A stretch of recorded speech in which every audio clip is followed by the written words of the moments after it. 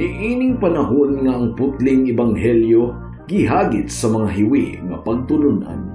Kinahanglan mo barog ang mga tinunan ni Kristo sa pagpakigbisog sa paglaban sa pagtuo nga makausa ug alang sa tanang panahon gihatag sa Dios ngadto sa iyang katawhan. Maoy hinungdan nga namugna kining tulumanon ang putling ebanghelyo. 30 minutos nga pagsabwag sa tinuod nga ebanghelyo kauban ni Pastor Jeremias Hangad. Ang putling ebanghelyo tulumanon nga gihatod kaninyo sa Unidos Community Bible Fellowship sa Unidos Plaridel, Misamis Occidental. Ang putling ebanghelyo, ang putling ebanghelyo, ang putling ebanghelyo.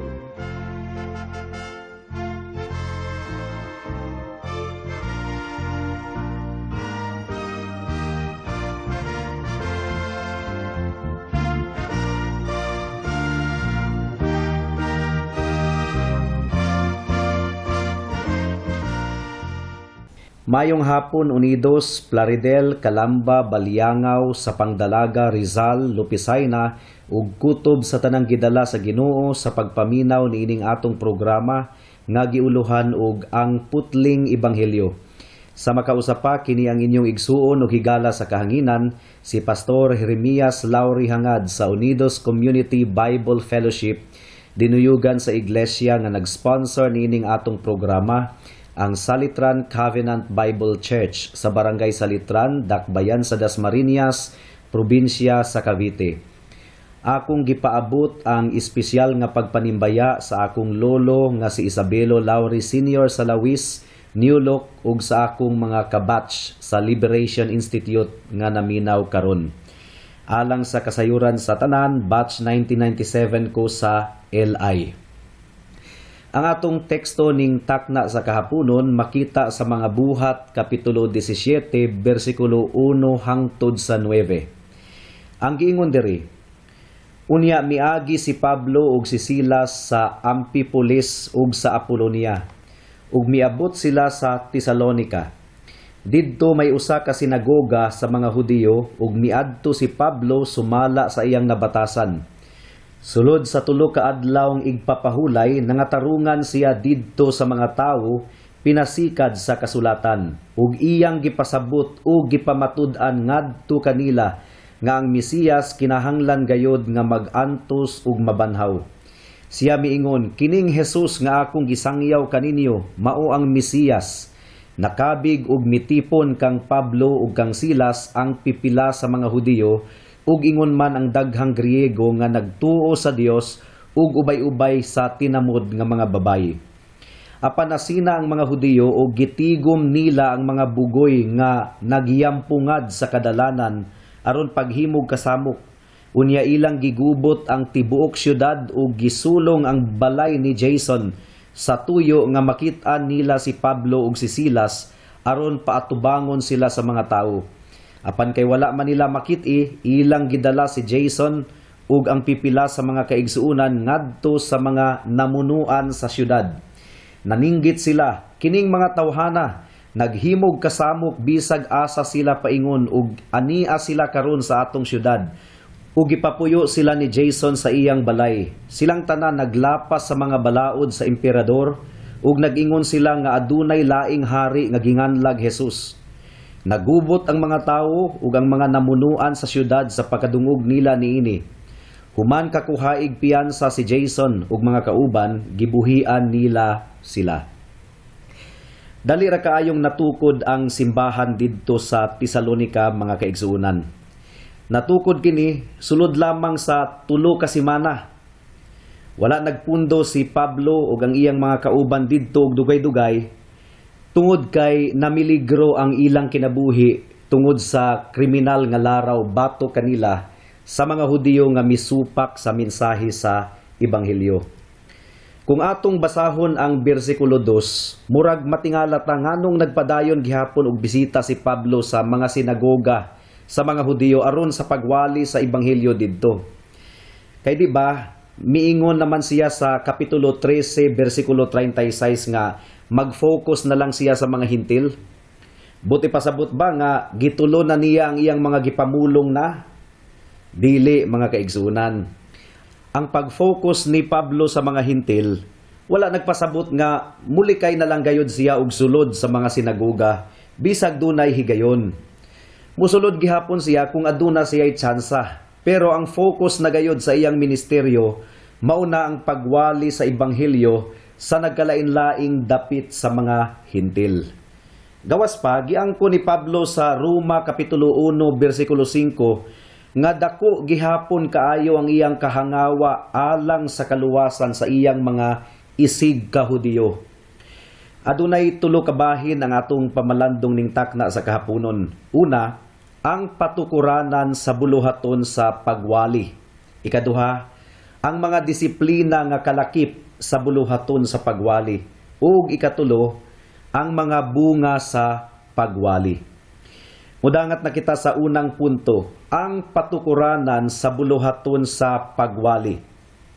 Atong basahon ang bersikulo 2. Ang giingon diri, sulod sa tulo ka adlawng igpapahulay, nangatarungan siya didto sa mga tawo, pinasikad sa kasulatan. Matikdi mga kahigalaan ang gibuhat ni Pablo sulod sa tulo ka semana didto sa sinagoga. Ang giingon diri sa atong teksto, nangatarungan siya didto sa mga tawo, pinasikad sa kasulatan. Unsa may but ipasabot ni ini? Well, klaro kayo nga iyang gihubad og duro ug gipasabot og duro ang kasulatan ngadto sa mga tawo. Adunay usara ka tinubdan o patukuranan sa pagwali ni Pablo, mga kahigalaan. Unsa man kini? Well, wala na ilain, kundili ang kasulatan lamang, sola scriptura o scripture alone. Ang tanang tinuod nga magwalali, Biblia lamang gayod ang basihan sa ilang mga pagwali. Paminawan ninyo ang ikaduhang Timoteo Kapitulo 4, versikulo 1 hangtod sa 5. Ang giingon diri, sa atubangan sa Dios ug ni Kristo Jesus nga maoy maghukom sa tanang tawo, buhi o patay, tungod kay mubalik man siya aron paghari, awhagon ko ikaw, pagkugi kanunay sa pagwali sa mensahe sa tanang panahon gayod, daniha, badlunga, dasiga ug tudloi uban sa pagpailob ang mga tawo. Muabot ang panahon nga ang mga tawo dili na mamati sa matuod nga pagtulunan. Ang ila na hinuong gusto mao na lang ang ilang sundon ug magtawag sila daghang mga magtutudlo nga magsulti kanila sa buot nilang madungog. Dili na sila mamati sa kamatuoran kundili sa mga tinumo-tumo nga mga sugilanon. Apan kinahanglan nga magpugong ka kanunay sa imong kaugalingon, antusa ang mga kasakitan, buhata ang katungdanan sa usa ka magwalali sa maayong balita ug tumana ang imong buluhaton ingon nga sulugoon sa Dios. Pagkabulahan bagayod kaayo sa simbahan nga gidumalaan sa usa ka matinud-anon nga pastor nga nagtudlo og tarong sa pulong sa Ginoo. Karon, unsaon man nato pagsayod nga nahauyon sa Biblia ang winalihan sa usa ka pastor? Well, ang tubag mga kahigalaan, mailhan nato kini kung ang iyang mensahe nakasentro lamang sa atong Ginoong Hesukristo. Paminawan ninyo ang bersikulo 3 sa atong teksto. Ang giingon diri, ug iyang gipasabot ug gipamatud-an ngadto kanila nga ang Mesiyas kinahanglan gayod nga mag-antos ug mabanhaw. Siya miingon, kining Jesus nga akong gisangyaw kaninyo mao ang Mesiyas. So nakasentro kang Kristo ang pagwali ni Pablo. Ug mailhan ninyo ang tinuod nga pastor kung ang iyang mensahe nakasentro lamang kang Kristo, si Kristo lamang ang gibayaw. So most likely, ang kasulatan sa daang tugon nga gibatbat ni Pablo mao ang Salmo 22 ug Isayas Kapitulo 53 nga parehong nagtagna mahitungod sa pag-anto sa Mesiyas nga umaabot. Ug ang Salmo 118 nga nagtagna usab mahitungod sa pagkabanhaw pag-usab sa Mesiyas nga umaabot. Mao kini ang basihan sa pagproklama ni Pablo kang Jesus ngadto sa mga katawhan didto sa Tesalonica. Mao nga alang sa mga pastors, tamuro nato ang giingon sa ikaduhang Timoteo kapitulo 2 bersikulo 15 nga paningkamuti pag-ayo nga ang Dios mahimuot kanimo ingon nga alagad nga wala ikaulaw ang iyang trabaho ug usa ka alagad nga nagtudlo sa kamatuoran sa hustong paagi. Ug alang sa atong mga tigpaminaw karon, atong siguraduhon nga ang atong pagtuo nakabase lamang sa kasulatan ug dili sa mga tinuuhan nga bisan og napanunod nato sa atong mga katigulangan apan mga tinuuhan nga walay basihan sa Biblia. Kay sa tinuod lang mga kahigalaan, dili tanang namat-an nato insakto, usbon ko, dili tanang namat-an nato insakto. Mao nga dili maayo nga atong barugan ang pangatarungan sa daghang mga tawo nga nag-ingon nga kung unsay akong namat-an, mao na ni ang akong pakamatyan. Kung sayop ang imong namat-an higala, sayop pod ang imong pakamatyan. Very wrong, very wrong. Kinahanglang dili kita magpanuko sa pagkurihir o pagtulid sa atong pagtuo pinaagi sa pulong sa Ginoo. Kung ang atong gituuhan walay basihan sa Biblia, ato kining isalikway tungod kay ang Biblia mao ang kamatuoran.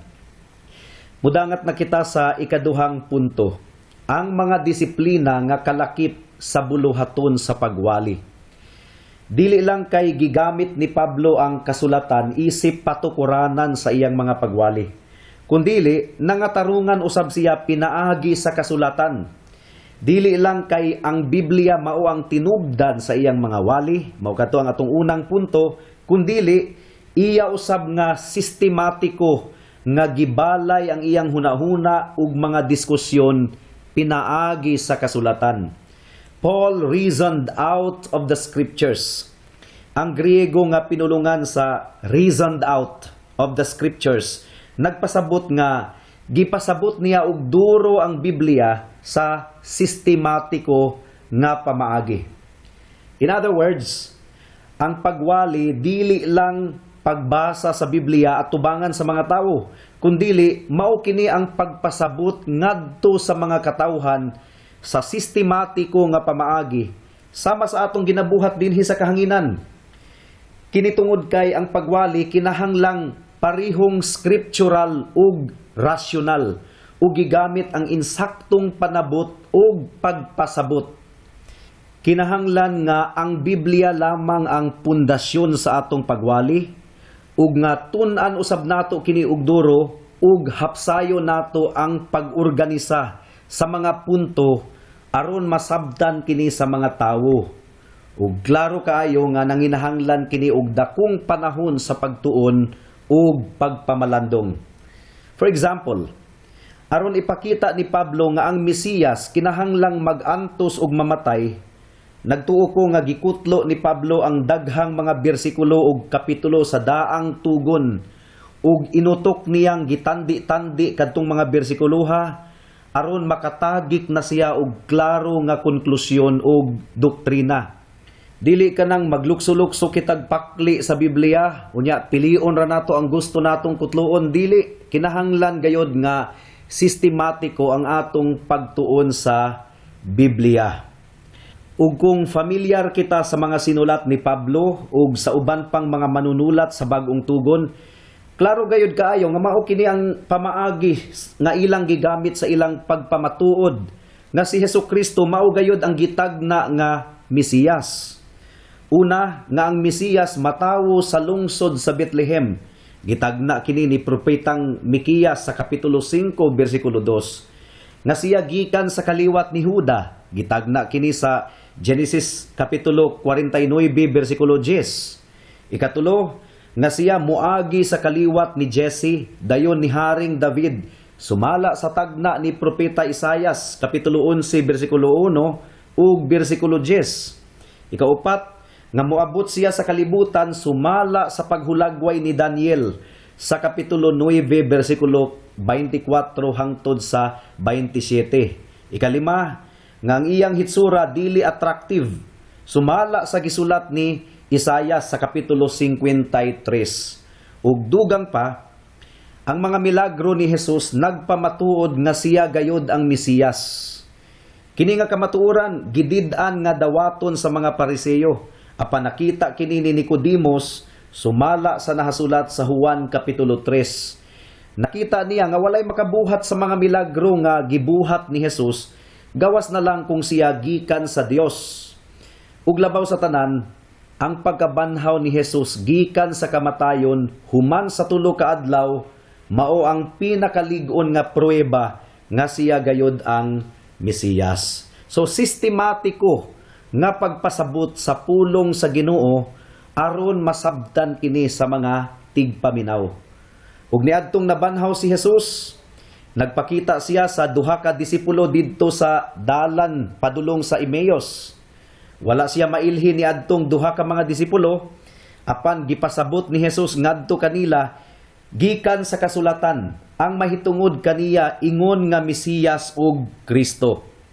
Paminawan ninyo ang Lucas kapitulo 24 bersikulo 25 hangtod sa 27. Ang giingon dire, unya miingon si Jesus kanila, pagkabuang gayud ninyo, pagkadugay ninyong mutuo sa tanang gisulti sa mga propeta.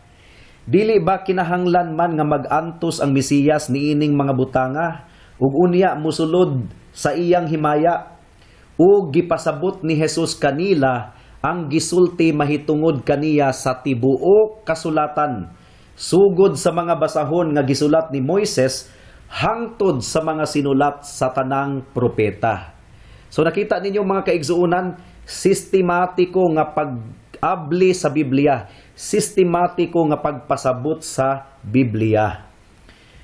Ang tahas sa pagwali dili gayod sayon.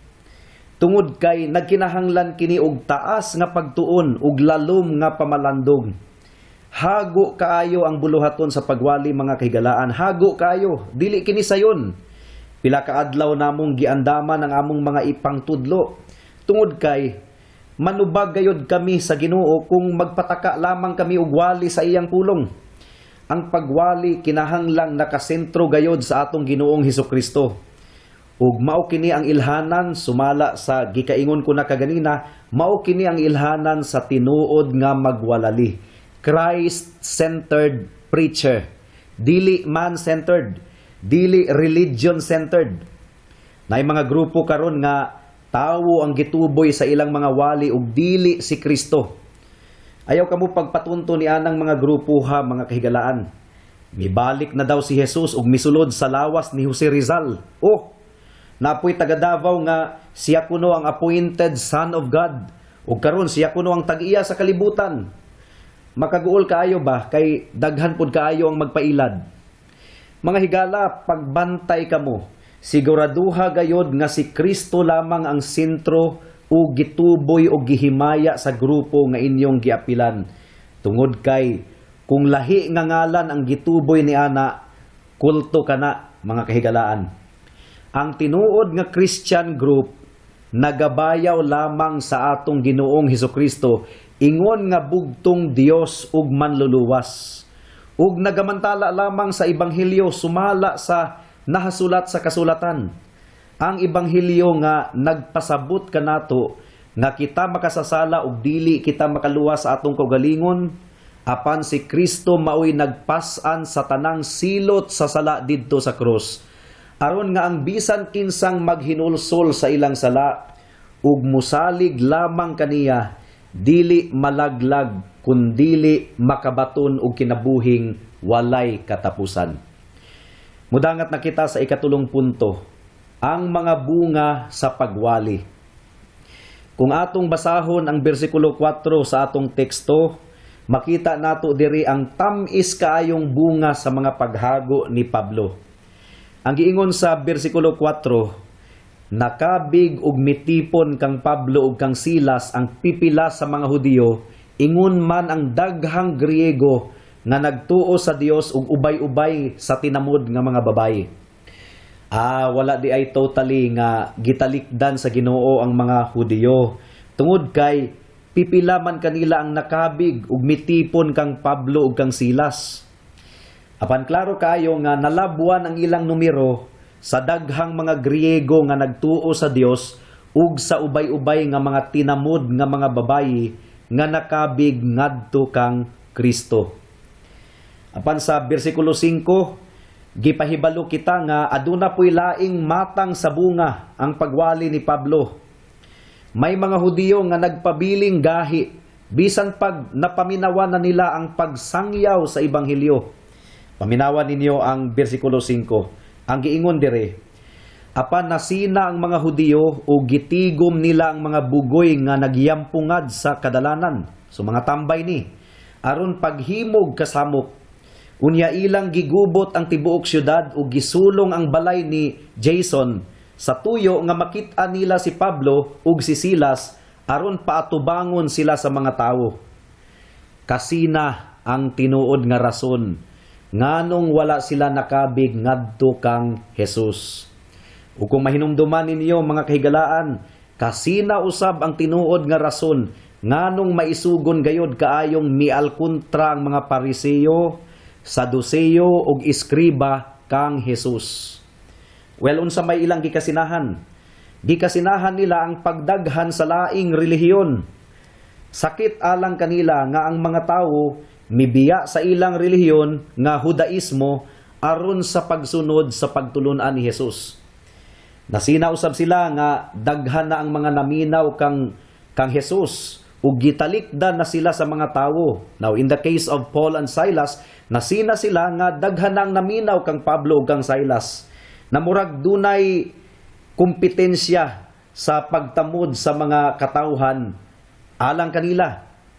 Ug ang ilang pamaagi aron mapakgang silang Pablo, dili na debate, dili na panagdiskurso, kundili pagmugna na og kagubot aron masakitan ang mga katawhan sa Dios.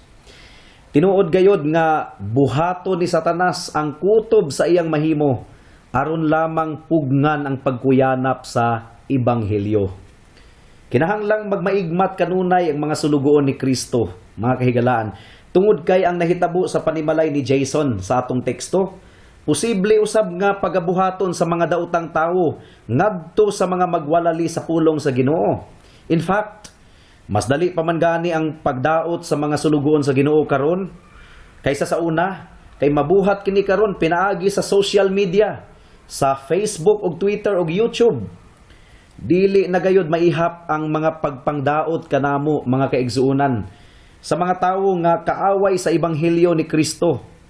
Ug maayo gayud kaayo mangitag pamaagi kining mga tawhana aron madaot gayud ang mga katawhan sa Dios.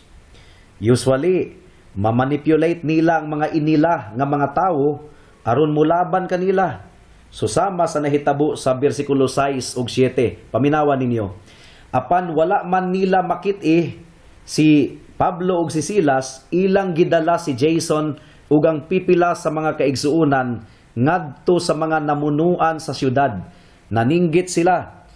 Kining mga tawhana naghimog kasamok bisag asa sila paingon ug ania sila karon sa atong syudad ug gipapuyo sila ni Jason sa iyang balay. Silang tanan naglapas sa mga balaod sa emperador ug nag-ingon sila nga adunay laing hari nga ginganlag Jesus. Well, apan bisan pa niining tanan mga kahigalaan, nagpabilin gihapon nga nagmadaugon ang Ebanghelyo hangtod karon.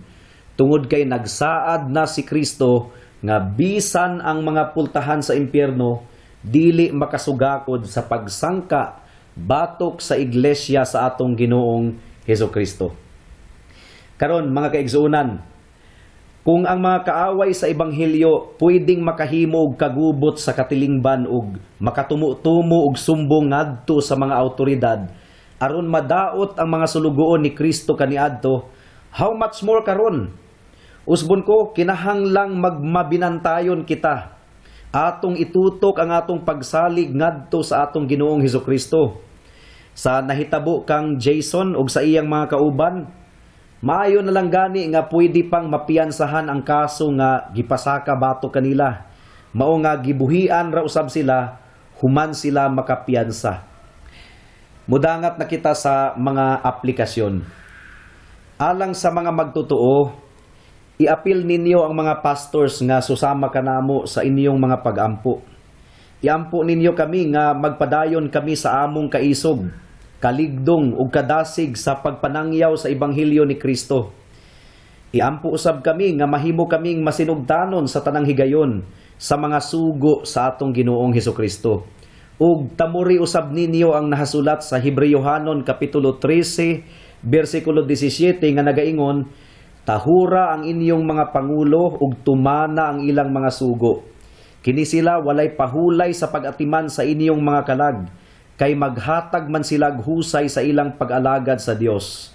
Malipay sila sa pagtuman sa ilang buluhaton, kun tahuron ninyo sila.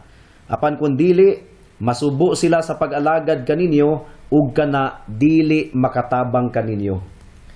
Alang sa mga dili pa magtotoo, posible nga puno mo og pagduda sa ubang mga Bible-believing churches.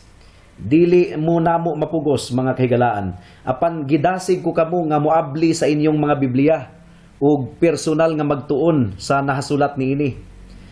Ayaw sa pagbalibad dayon sa mga pagtulunan nga posibleng alkontra sa inyong naandan nga gituuhan.